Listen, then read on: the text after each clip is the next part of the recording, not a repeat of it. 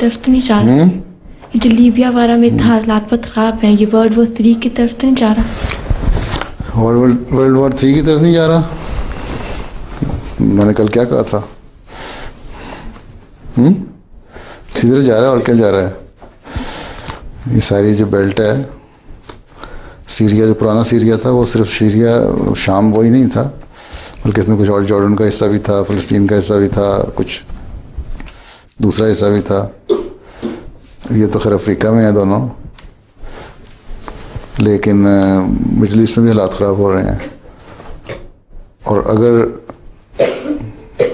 दूसरी ताकतें इनको पीछे से भड़का रही हैं सारी आग, तो रिएक्शन फिर होगा।